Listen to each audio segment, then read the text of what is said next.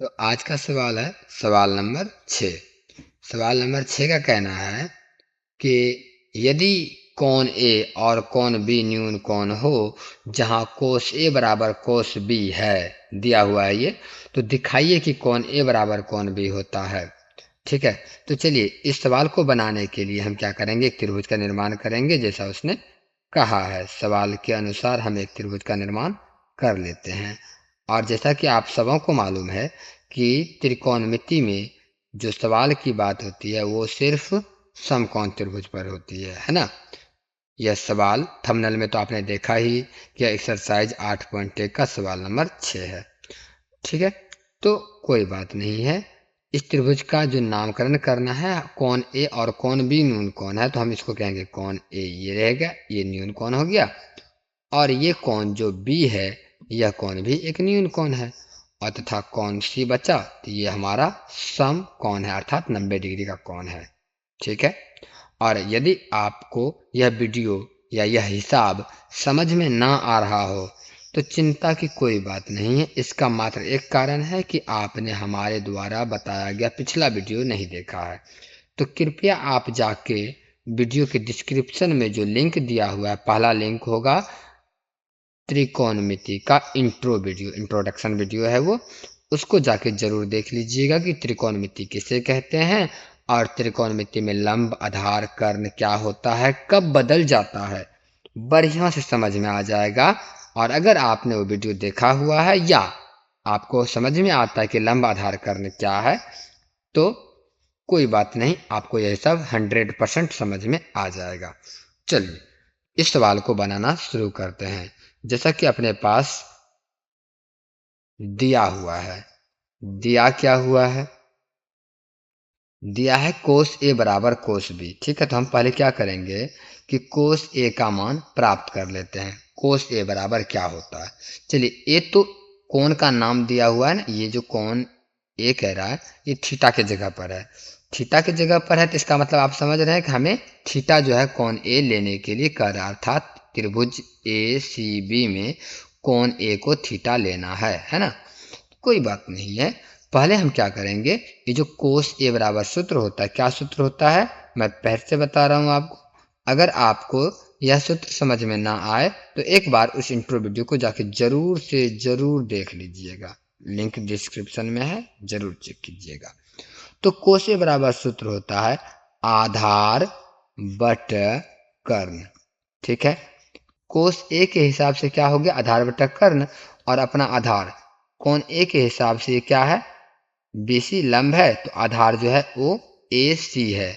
तो ए सी बट कर्ण क्या कह रहे, कर्ण तो कभी नहीं बदलता, ये रहा अपना कर्ण, तो इसको कहेंगे ए बी। ठीक है, ये रहा ए बी। तो कोस ए बराबर क्या हो गया, ए सी बट ए बी, है ना। उसी प्रकार से अपने पास जो दिया हुआ है वो दिया हुआ है अगला कोस बी, मतलब कोस ए का तो निकाल लिए, अब बोल रहा है कोस बी। देखिए अब थीटा के जगह पे सिर्फ बी आ गया है, लेकिन कोस तो कोस ही है ना, तो कोस का सूत्र क्या हो जाएगा, आधार बटा कर्ण। यहां तक में कोई दिक्कत नहीं है, आधार बटा कर्ण। तो बी के हिसाब से, अर्थात ये रहा थीटा अपना, अब की बार ये रहा थीटा, तो इसके सामने की जो भुजा ये है ए बी, ये तो लंब हो गया।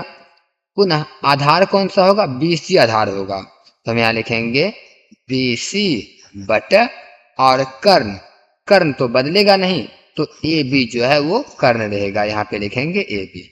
ठीक है।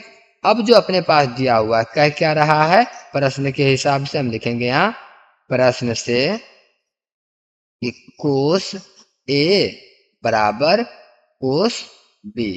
तो कोस ए का मान आपने यहाँ निकाला हुआ है, ए सी बटा ए बी, तो यहाँ पे लिखेंगे ए सी बटा ए बी बराबर कोस बी का जो मान निकाल के रखे हैं बी सी बटा ए बी। दोनों को जब क्रिया करेंगे तो ए बी और ए बी कैंसिल हो जाएगा और अपने पास प्राप्त हो जाएगा ए सी बराबर बी सी। यहाँ तक में कोई दिक्कत नहीं रहा, अर्थात ए सी और बी सी दोनों भुजा बराबर हैं। अतः अतः कौन ए, सॉरी यहाँ कौन ए बराबर कौन बी बराबर है, ये हुआ प्रूव्ड। किस प्रकार से प्रूव्ड हुआ कि AC बराबर BC है तो कौन A बराबर कौन B कैसे हो गया। देखिए AC मतलब ये वाली भुजा और BC मतलब ये वाली भुजा।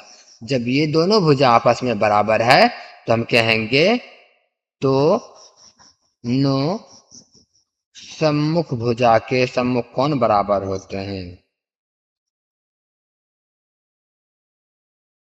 ठीक है।